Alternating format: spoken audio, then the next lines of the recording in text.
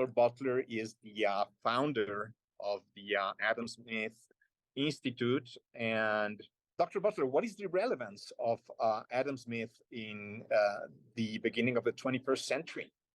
I think he has very great relevance. I mean, he wrote on all sorts of topics which are very important to us today. Things like trade, things like innovation, getting a dynamic economy, things like the problems of government intervention, and indeed government failure, governments being pushed around by interest groups rather than for the benefit of their people. And he writes about the problems of government getting into unaffordable expenditures, government regulating business, and on his moral side, as well as, of course, the Wealth of Nations, he did write an important book on ethics. On the moral side, really trusting the people and realizing that we're social creatures and that we do collaborate together. That's what the invisible hand is all about.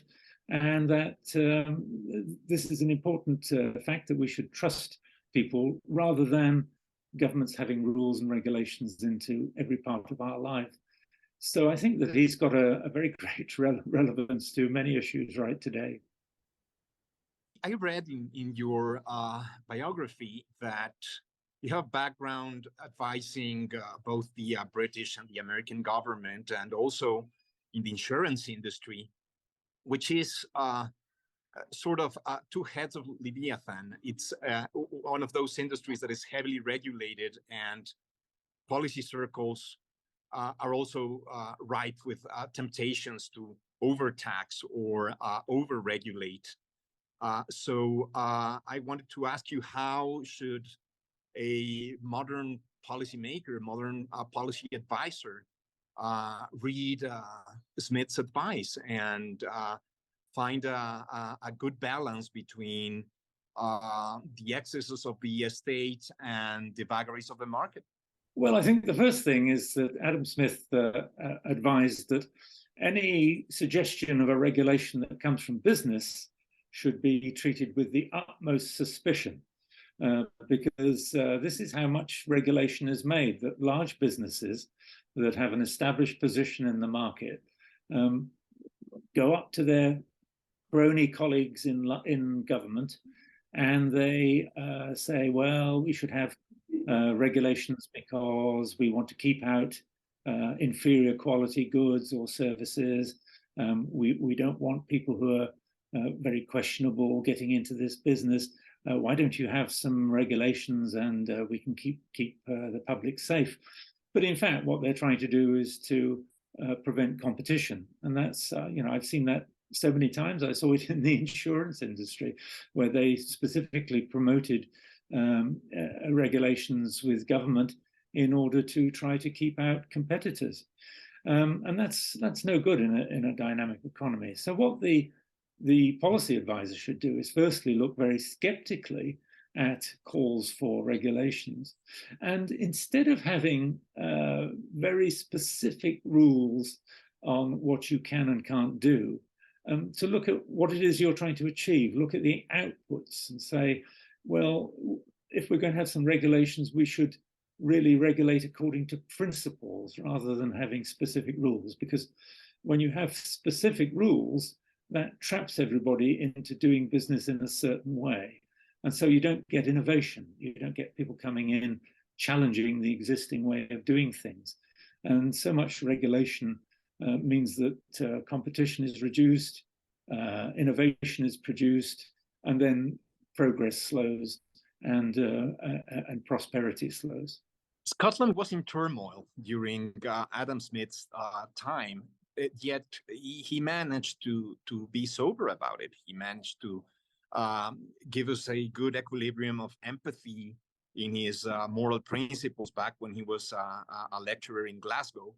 And after that, he was a customs officer, and yet he was critical of many of the functions of government. So would you say that we can learn something from the equilibrium of this scholastic but also practical man? Yes, it's very interesting, actually. I always say that Adam Smith was not an economist. He wasn't really a moral philosopher. He was a social psychologist, that he looked at the human mind and he looked at different parts of the human mind. And one of those is self-interest and business. The other is that we are social creatures and we like to get on with each other and keep each other happy and support each other. But Smith also wrote on other subjects. He wrote on politics, and he wrote on arts and literature, and he wrote on science. And these are all different parts of the human mind. And it was his moral philosophy which made him famous, and that actually gave him the wealth, because he was headhunted to become the tutor for a young Scottish aristocrat on a very fine salary. And that gave him the freedom then to think about economics and get into that subject and write the Wealth of Nations. And the Wealth of Nations was such a success that the government gave him an income.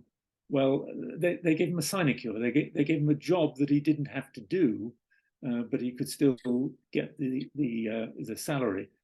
But in fact, unusually, Adam Smith did the job, and the job was Commissioner of Customs. And it was during that time that he began to realize many of the downsides of the tax policy. And he wrote for the incoming Prime Minister, William Pitt. He actually wrote Pitt's tax policy. So he had a very specific influence on public affairs for the better. Well, Dr. Butler, thank you so much. Thank you very much, and keep up your good work in Mexico.